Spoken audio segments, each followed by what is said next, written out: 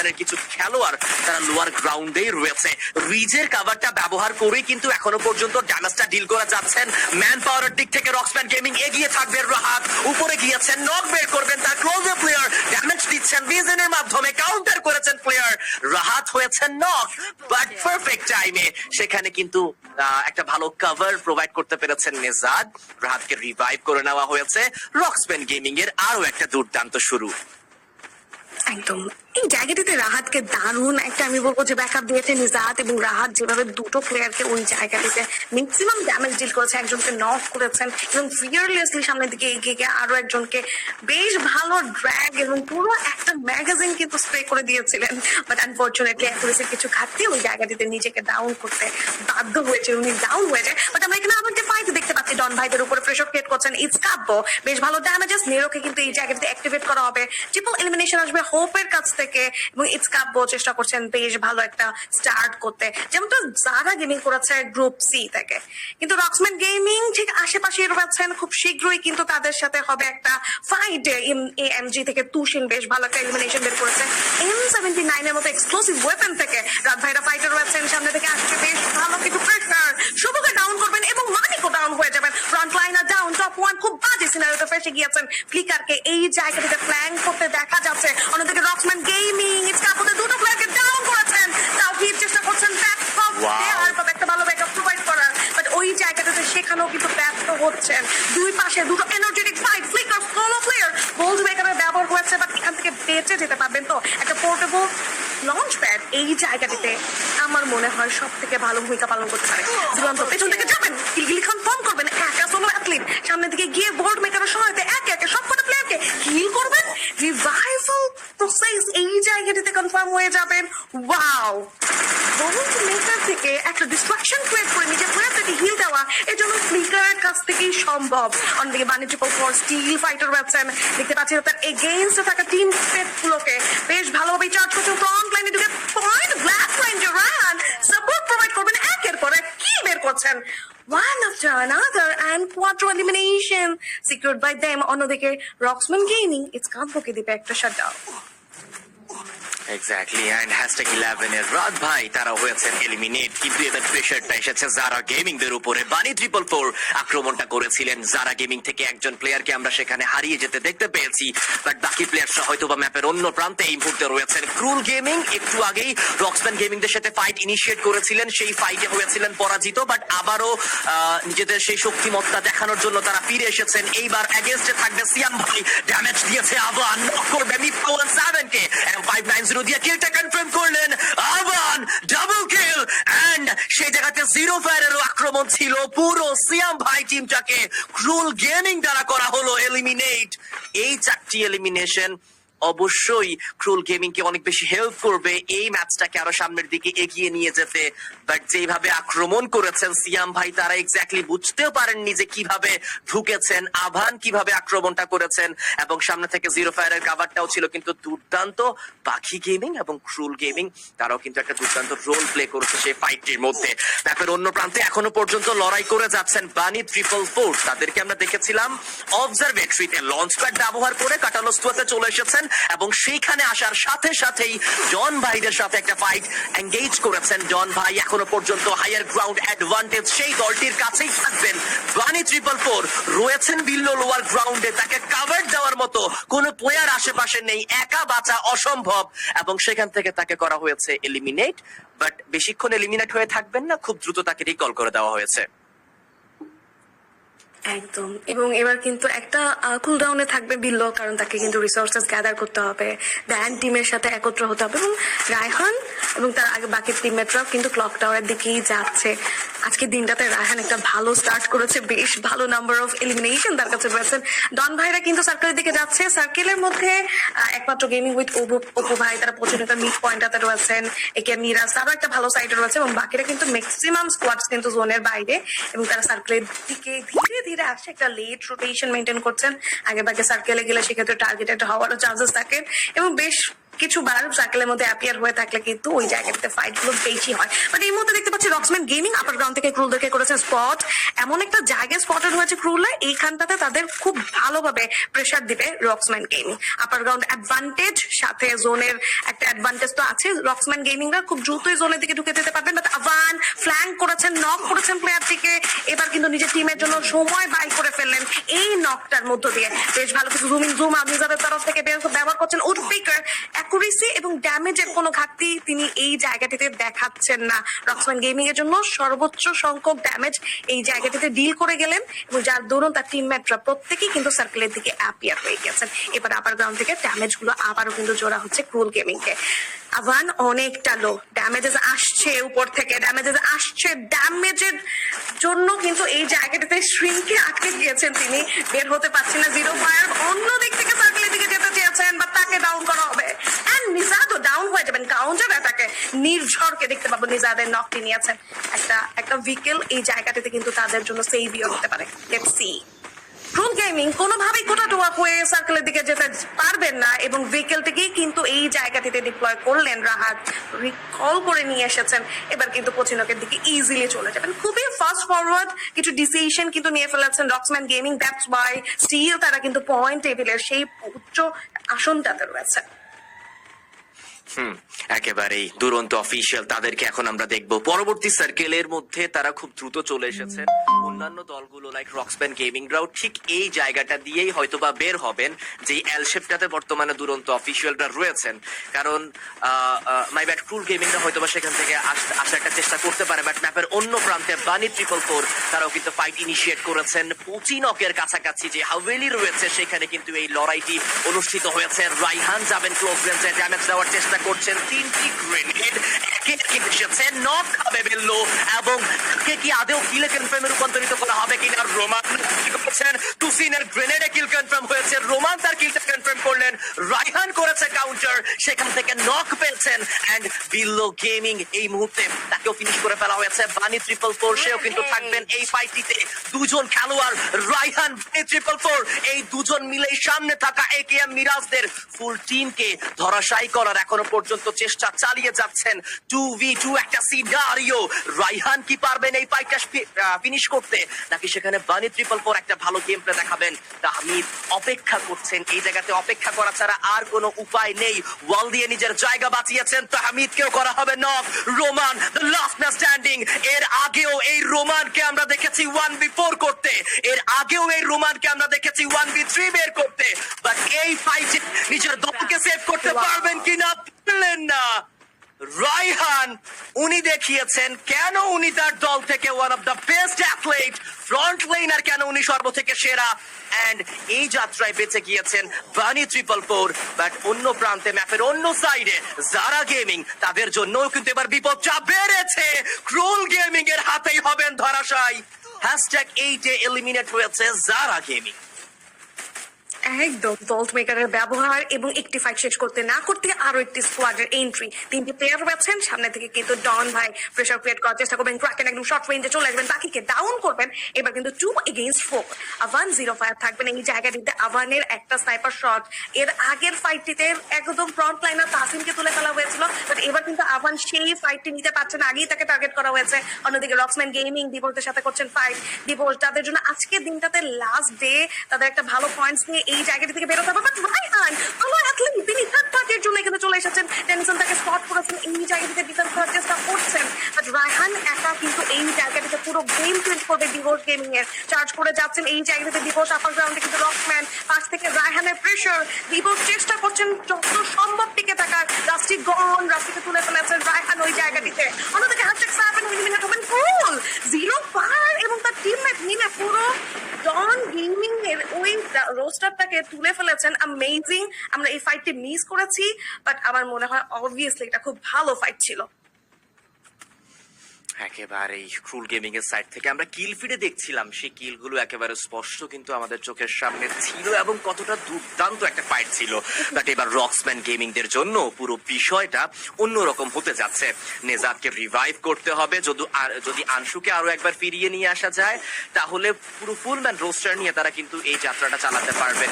নেজাদকে revive করা হয়েছে, নিজেকে হিল করছেন, রাহাত যাবেন ক্লোজ ফ্রেন্ডসে, বাট রাহাতকেও নক দেওয়া হয়েছে। বিরাজের আক্রমণ, বিরাজ কিল কনফার্ম করলেন। Roxman gaming in critical situation, ওয়ালের মাধ্যমে নিজেকে করে রেখেছিলেন, কাউন্টার করলেন Raihan. One man army from the side of Bunny 444, Roxman gaming they are eliminated.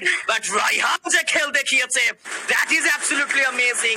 And শেষমেশ আমরা কিছু ফানি মোমেন্টস কিন্তু সেখানে দেখছিলাম, বাট দুরন্ত অফিসিয়াল ফুলম্যান রোস্টার নিয়ে জীবিত থাকবেন। একেবারে শেষ দিনে পৌঁছে গিয়েছি আমরা। ক্রুল গেমিং তাদেরকেও এলিমিনেট করে দেওয়া হয়েছে। Duronto official and gaming with Apu ভাই 2.0, এই দুটো দলের মধ্যে কিন্তু আমরা ফাইনাল ব্যাটল দেখতে পারবো। একদম দুটো দলই প্রস্তুত এবং ফুল রোস্টার প্লেয়ার নিয়ে ছিলেন এই জায়গাটিতে। বেশ ভালো ড্যামেজ কিন্তু জোড়া হয়েছে দুরন্ত অফিসিয়ালসের প্লেয়ারদেরকে। বাট এইমবট সাদিয়া নির্ঝর দুরন্ত বেশ ভালো এবং একটা শক্তপোক্ত লাইন আপ, কারণ সাদিয়া নিজেও খুব ভালো একজন athlete as a content creator, আমরা সবাই জানি। অন্যদিকে গেমিং উইথ অপু ভাই তাদের টিমটাও কিন্তু খুবই পারফেক্ট। তাদের টিমমেটের মধ্যে দেখতে পাচ্ছি মারুফ, যেখানে বেশ কিছু ট্রবল থ্রো করছেন, ডুয়াল মেল গার্ড দিয়ে পুরো একটা পরিস্থিতি ক্রিয়েট করেছে কোনো প্রকার গ্লুয়াল যাতে ব্যারিয়ার না হয় তাদের এই ফাইটে। এইম বটকে দেখতে পাচ্ছি স্নেক পিক নেওয়ার চেষ্টা করছেন, তার হাতে রয়েছে একটা মেশিন গান M60, বারবার কিন্তু গ্লুয়াল গুলো ব্রেক করছেন। একটা ভেহিকেল সামনের দিকটাতে রয়েছে, এইম বটের পজিশনটা ভালো ছিল, স্নেক পিক বের করে কিন্তু এই জায়গাটিতে মেশিন গান থেকে ড্যামেজ দিচ্ছিলেন। শিহান কিন্তু নিজের পোর্শনটাতে চলে গিয়েছে অলরেডি, যাতে যদি কেউ জাম্প করে সে ওই জায়গাটিতে থাকবেন, ড্যামেজ দিতে পারবেন। গেমিং উইথ অপু ভাই তার টিমমেটসদেরকে নিয়ে রয়েছেন 2v2 স্প্লিট হয়ে দুজন ভাগ হয়ে গিয়েছেন এবং আলাদা আলাদা ডিরেকশন থেকে যাতে ক্রস ফায়ার করে এই জায়গাটিতে টার্গেটেড করতে পারে এমনটাই কিন্তু ভেবে রেখেছেন। দেখতে পাচ্ছি বিরাজ, তিনিও কিন্তু এই জায়গাটিতে বেশ কিছুবার স্কাউট করছেন, চারপাশে গাড়ি রয়েছেন।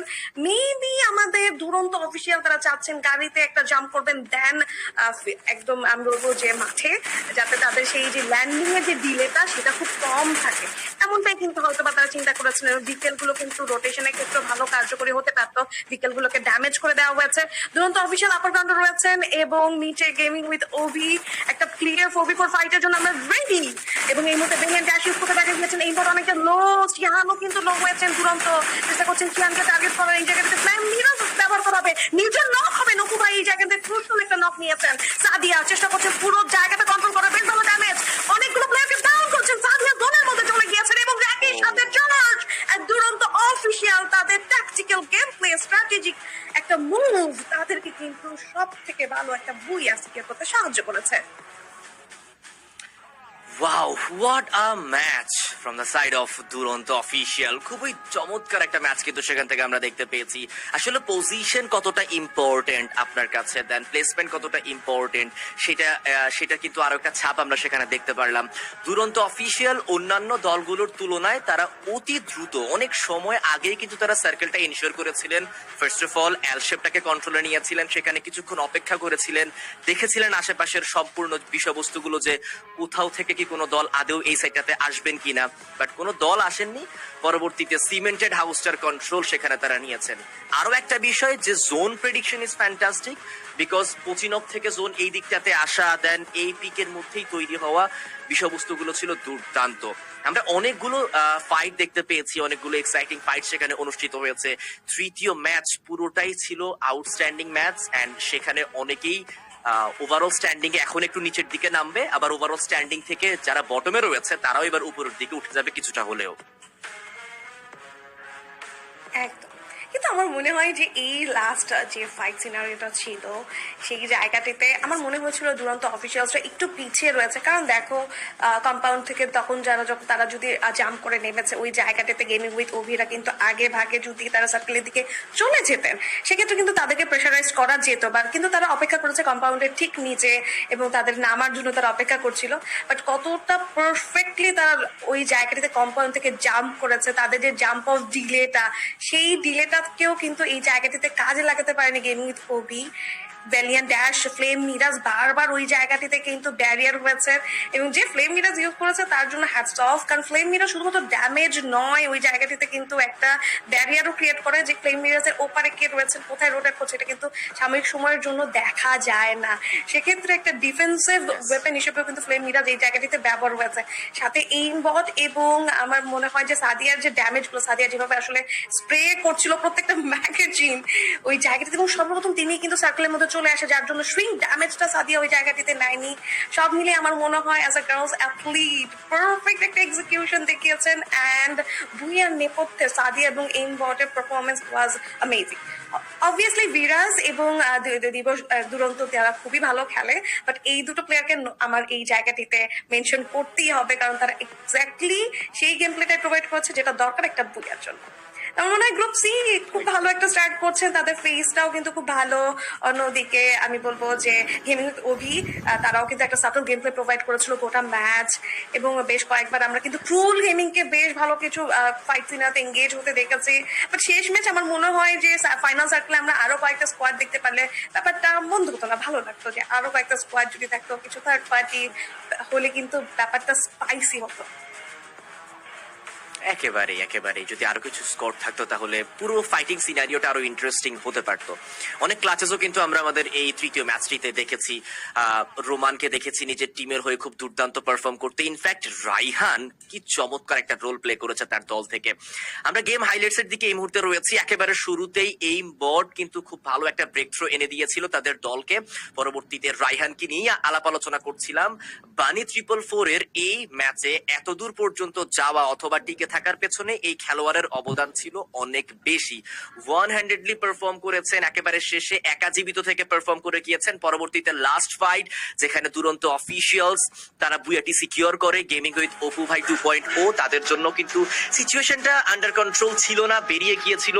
সার্কেলের একটা শ্রিঙ্কের প্রেশার তো সেখানে থাকবেই, তার পাশাপাশি সাদিয়া গেমিং যে মেন্টাল গেমটা খেলেছে দ্যাট ইজ আউটস্ট্যান্ডিং, বিকজ উনি আগে আগে সার্কেলে গিয়ে পরবর্তীতে সার্কেল থেকে এগেনস্টে থাকা অথবা প্রতিপক্ষ প্লেয়ারদেরকে উনি প্রেশার করছিলেন, সেইখান থেকেও কিন্তু একটা এক্সট্রা প্রেশার নিয়েছিল। আরো একটা ইন্টারেস্টিং বিষয় আপু, আজকের দিনে কিন্তু এবং ওভারঅল আমরা আমাদের রোড টু গ্লোরি 2026 এ প্রায় 3 জন গার্লস অ্যাথলেট কিন্তু দেখতে পাচ্ছি, that is Pakhi gaming, Sadia gaming and Zara gaming. দুর্দান্ত খেলছেন তিনজনই। জারা গেমিং থেকে তো ইতিমধ্যেই আমরা প্রথম 2 ম্যাচে খুবই দুর্দান্ত পারফরমেন্স দেখেছি। থার্ড ম্যাচেও তারা খুবই অসাধারণ খেলেছেন। এবং পাখি গেমিং ও ক্রুল গেমিং এর সেই লাইন আপটা থেকে রোস্টারটি থেকে কিন্তু বেশ কিছু অ্যাসিস্ট্যান্স প্রোভাইড করছে তার টিমকে।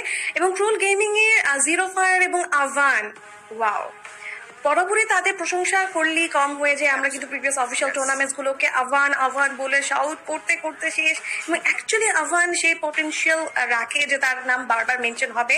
বাট আজকের দিনটাতে জিরো ফায়ারও কিন্তু বেশ ভালো একটা ফাইট আমাদেরকে দেখিয়েছেন। একদম ক্লিয়ার 4v4 এ তারা যেভাবে আসলে শাটডাউন দিয়েছে, এবং এরপরে ডন ভাইদের এগেইনস্টেও তারা বেশ ভালো একটা ম্যাচ বেট করেছে। বাট শেষ ম্যাচ কিন্তু আসলে কিছু সুইং ড্যামেজ এবং জোনের একটা হার্ড শিফট তাদেরকে পিছিয়ে দিয়েছে। বাট এই মুহূর্তে আমরা দেখতে পাচ্ছি আমাদের মোস্ট ভ্যালুয়েবল প্লেয়ার, তিনি আর কেউ নয় আমাদের দুরন্ত অফিসিয়াল থেকে আমাদের এইম বট। 6টি এলিমিনেশন, 2920 ড্যামেজ, 6টি অ্যাসিস্ট, লোড আউট ছিল টিম বুস্টার। অস্কারের ব্যবহার হয়েছে নিকিতা, ওথো এবং জোসেফকে নিয়ে। গতির কোনো কমতি তার গেমে ছিল না, এবং খুবই ফাস্ট ফরওয়ার্ড একজন প্লেয়ার তিনি। M590 ইউজ করেছেন, আরবান পেটের ব্যবহার হয়েছেন। And to be honest, aim bot actually aim bot, অ্যাকুরেসির কোনো ঘাটতি ছিল না, প্রত্যেকটি শট ছিল long shot. And to be honest, most valuable player এর এই তকমাটা এই ম্যাচে তারই যাওয়া প্রয়োজনীয় ছিল। একেবারেই ডিজার্ভিং অ্যাথলিট উনি, এবং সেই তকমাটা উনি পেয়েছেন। তার ক্যারেক্টার স্কিল কম্বিনেশনের লাইন আপও কিন্তু সেখানে আমরা দেখতে পাচ্ছি। অস্কার রয়েছে, নিকিতার পাশাপাশি অথো জোসেফ ব্যবহার করেছে। ফ্যান্টাস্টিক একটি লাইন আপ। দেন এইবার চলে যাওয়া যাক মোস্ট ভ্যালুয়েবল প্লেয়ার লিডার বোর্ডে, যেখানে এখনো পর্যন্ত সেই শুরু থেকে তৃতীয় ম্যাচ পর্যন্ত কিন্তু #1 এর জায়গাটা দখলে রেখেছেন রক্সম্যান গেমিং থেকে নেজাদ, যার কাছে এলিমিনেশন পয়েন্ট 23, ড্যামেজের পরিমাণ 12,865, এবং #2 রয়েছে ফাহিম্যাক্স। তাকেও কেউ এখনো পর্যন্ত এই জায়গা থেকে সরাতে পারেনি। তারও এলিমিনেশন পয়েন্ট আমরা 15টি দেখতে পাচ্ছি। এন্ড তার পাশাপাশি ড্যামেজও কিন্তু উনি ডিল করেছেন প্রায় 11,246, এবং তৃতীয় স্থানে রয়েছে রাইহান, উঠে এসেছেন উপরের দিকে। #3 থ্রিতে তাকে আমরা দেখতে পারবো 15টি কিল নিয়ে, তার পাশাপাশি 9252 ড্যামেজ, এবং হ্যাশট্যাগ 4-এ রয়েছে রাহাত, তার কাছেও 15টি কিল রয়েছে, এবং হ্যাশট্যাগ 5-এ রয়েছে টেনিসন, 12টি কিল এই খেলোয়াড়টির কাছে রয়েছে। আফটার 2 গেম টেনিসনকে আমরা হ্যাশট্যাগ 3-তে দেখেছিলাম এমভিপি লিডার বোর্ডে, বাট এবার একটু নিচে নেমে এসেছেন। যদি পরবর্তী গেমে ওইরকম পারফরমেন্স না দেখান তাহলে হয়তোবা এখান থেকে বাদও পড়ে যেতে পারেন, নিচেও নেমে যেতে পারেন। লেটস সি, দেখে নেওয়া যাক আমাদের বুইয়া টিম স্ট্যাটস। একদম এই মুহূর্তে আমরা দেখতে পাচ্ছি দুরন্ত অফিসিয়াল এইম বট এই জায়গাটিতে 2920টি ড্যামেজ, 6টি এলিমিনেশন দিয়েছেন।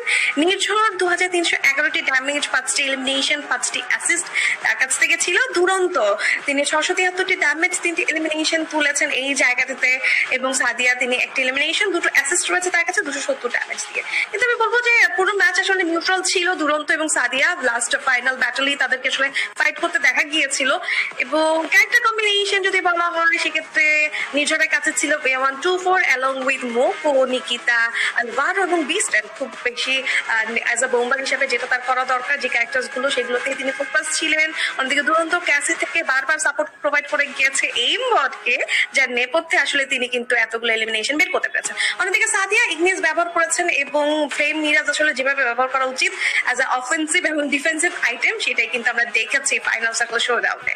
অন্যদিকে আমরা দেখতে পাচ্ছি আমাদের ব্যাটল ইন স্টাইল, যেখানে দুরন্ত এবং বানি 444 এর একদম হেড টু হেড। সব মিলিয়ে আমি বলবো গোটা ম্যাচে বানি 444 অবভিয়াসলি এগিয়ে ছিল দুরন্তদের কাছ থেকে।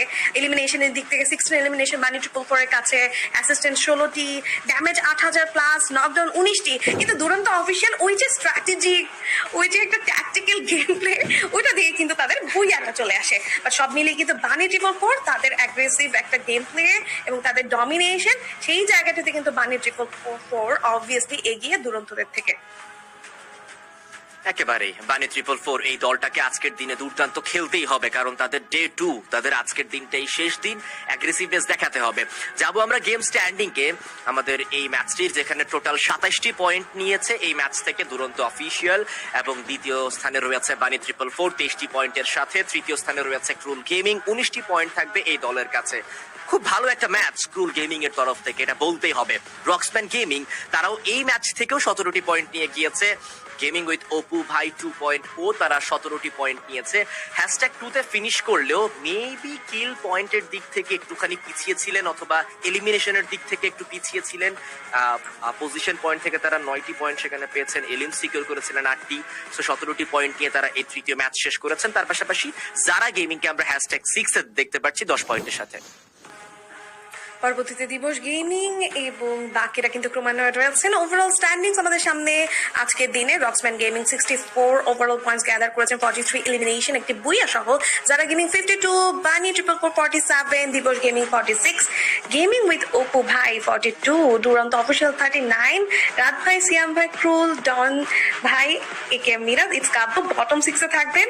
একদম আমি বলবো যে 30, 30, 25, 17, 4 এবং 8টি পয়েন্ট নিয়ে।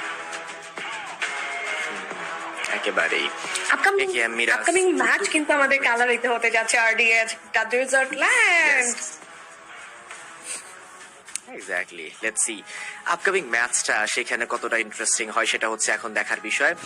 এন্ড কালাহারির ময়দান আমরা সকলেই জানি যে সচরাচর অনেক দুর্দান্ত একটা ম্যাপ হয়ে থাকে।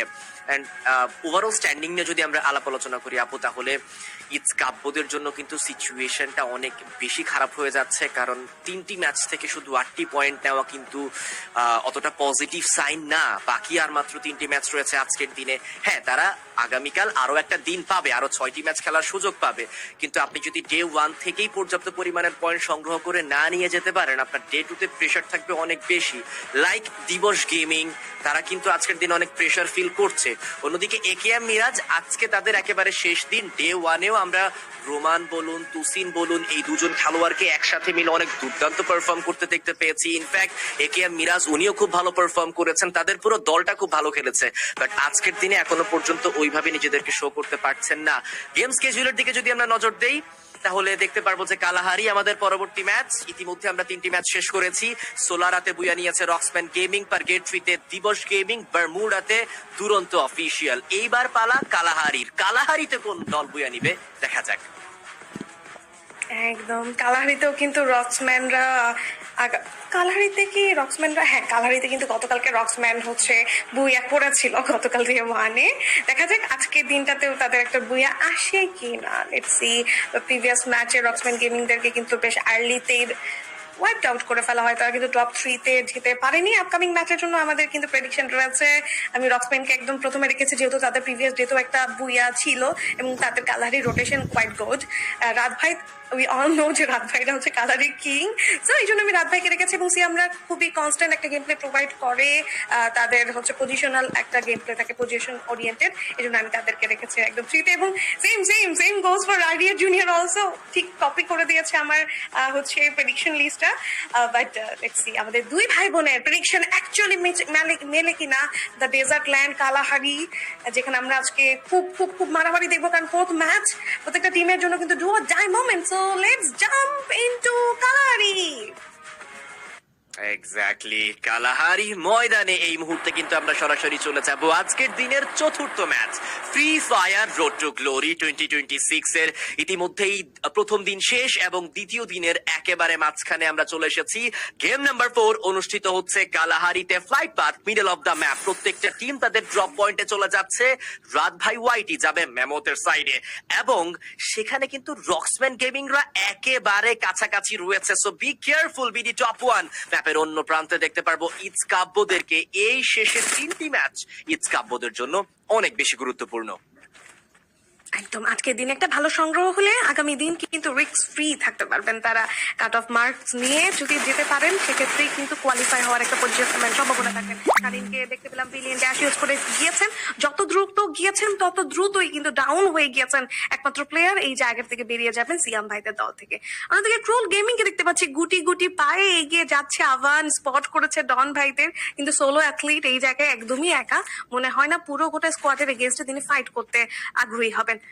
অন্যদিকে প্লেয়াররা আসছে, অলরেডি নিজের টিমকে অবশ্যই জানান দিয়ে দিয়েছেন যে ডন ভাই রোটেট করছেন বে ফ্রন্টের দিকে, পজিশন নিয়ে ফেলো। বাকিকে দেখা যাচ্ছে এই জায়গাটিতে ক্যাসিড একটা সাপোর্ট দিচ্ছে জিরো ফায়ারকে, হাতে ম্যাকটেন রয়েছেন। এবং রিসেন্ট মেটাতে ম্যাকটেন খুব ওয়াইড রেঞ্জে ইউজ হচ্ছে কম্পারেটিভলি বিজনের সাথে তুলনা করা হলে।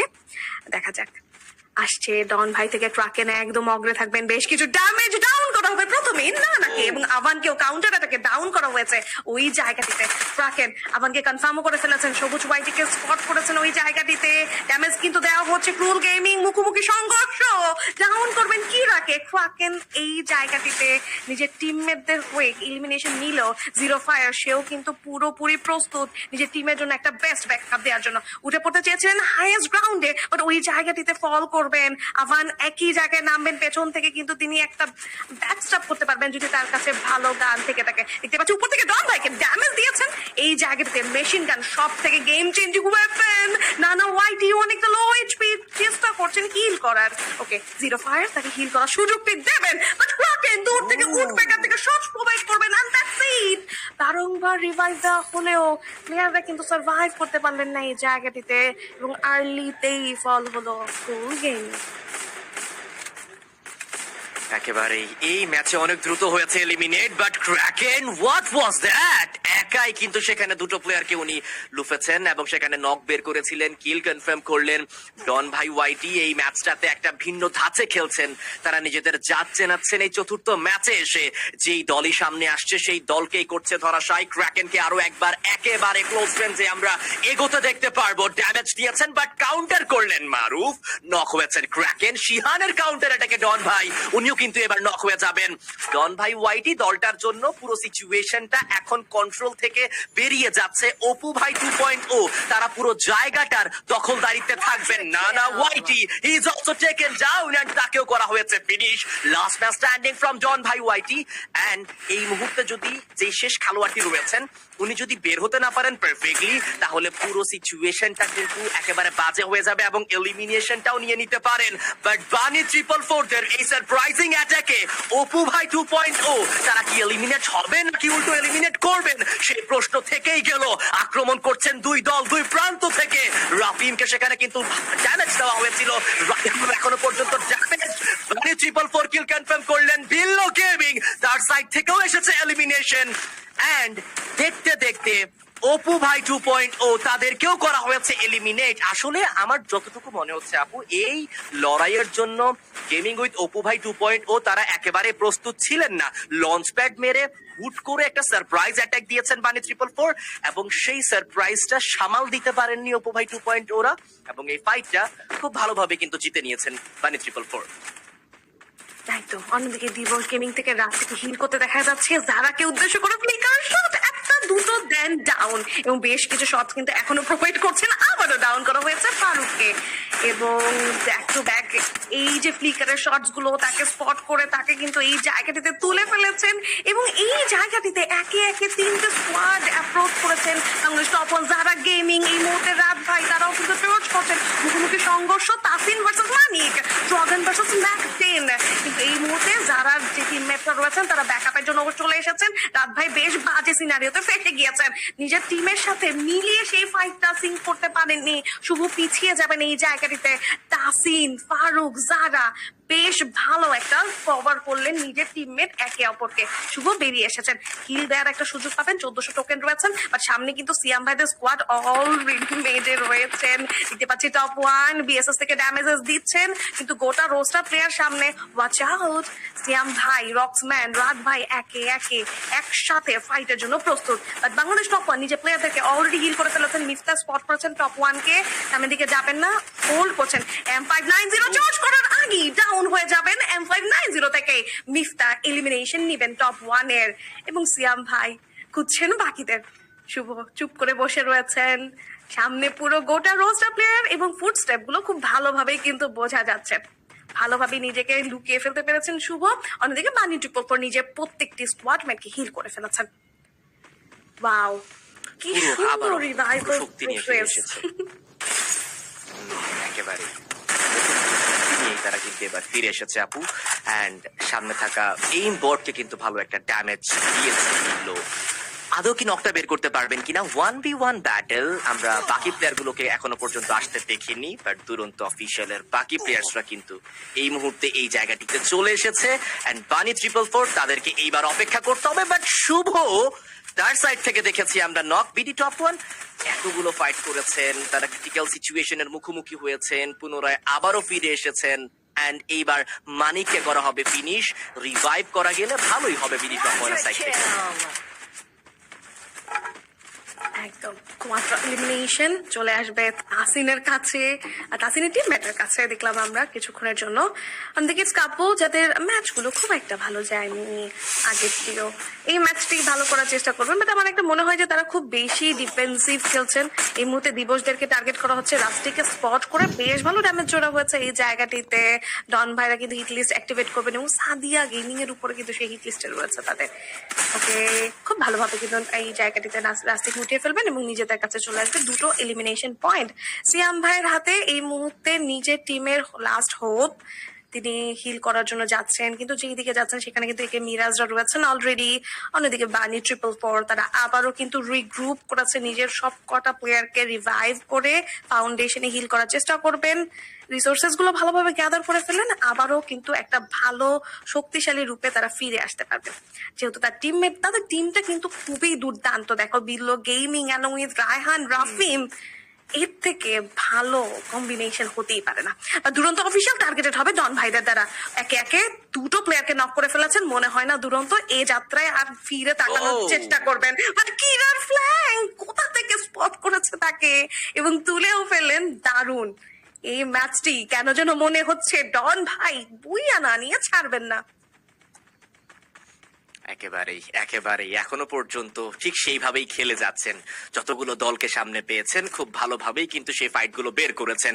রাত ভাই ওয়াইটি পুরো টিমটাকে আমরা রিফাইনারিতে দেখতে পারবো, খুব দ্রুত পুরো ম্যাপের সেন্টার পয়েন্টটা দখলে নিয়েছেন, কিন্তু সার্কেলটা রিফাইনারিতে থাকবে বলে মনে হচ্ছে না, কারণ পরবর্তী সার্কেলটা আমরা আরো একটু অন্যদিকে যেতে দেখতে পারবো। সুপার ড্রপটি ইতিমধ্যে হয়তোবা তারা সেখানে কিন্তু ক্লেম করার চেষ্টা করবেন, কারণ এই ড্রপের মধ্যেও অনেকগুলো দুর্দান্ত ওয়েপেন পাওয়া যায়। যায়, লাইক গ্রোজা, সেখানে আপগ্রেড গ্রোজা সেখানে পাওয়া যায়। দেন তার পাশাপাশি M249 সেটাও কিন্তু একেবারে শেষ মুহূর্তে গিয়ে অনেক বেশি কাজে দেয়। আপনার 100টা বুলেটের ম্যাগাজিন থাকে এই ওয়েপেনের মধ্যে, সো অনেক বেশি অ্যাডভান্টেজে কিন্তু একটা দল পেয়ে যায় এই ওয়েপেনটি ক্র্যাক করার মাধ্যমে। বাট এদিকে আবার যারা গেমিংদের নিয়ে যদি আমরা আলাপ আলোচনা করি তাহলে দেখবো যে 11টি এলিমিনেশন নিয়ে ম্যাচের এখনো পর্যন্ত তারা কিন্তু ভালো একটা পয়েন্ট থেকে এগিয়ে যাচ্ছেন।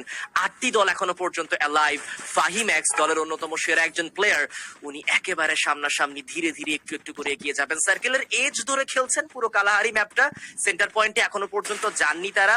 এজ থেকে আস্তে আস্তে বিভিন্ন দলের সাথে ফাইট ইনিশিয়েট করে পরবর্তীতে একটা জায়গা বানিয়ে খেলার চেষ্টা করছেন। বাট বানি 444 দেন রাত ভাই তারাও এবার একেবারে কাছাকাছি থাকবেন দলটির। একদম অলরেডি ড্যামেজেস ডিল করা স্টার্ট করে দেওয়া হচ্ছে। রাফি নক করবেন তাসিনকে, বারবার যেন ফ্রন্ট লাইনারকেই তুলে ফেলা হয় যারা গেমিং এর। দেখো তাসিনকে তুলে ফেলা মানে তাদের একদম শর্ট রেঞ্জের যে ফাইটের সিনারিওটা সেটা কিন্তু বদলে যাওয়া।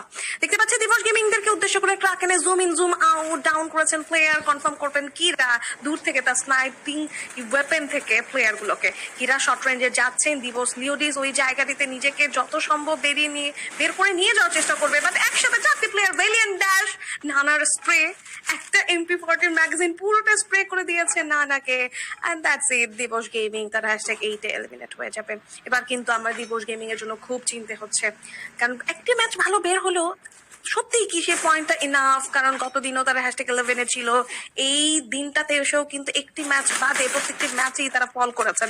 ইটস কাব্য টার্গেট করেছেন রক্সম্যান গেমিং দেরকে। এই মুহূর্তটাতে দেখতে পাচ্ছি প্যারাফল থেকে কাব্য ড্যামেজ দেওয়ার চেষ্টা করছেন এবং দূর থেকে তাকে তুলে ফেলা হয়েছে গ্রেনেড থেকে।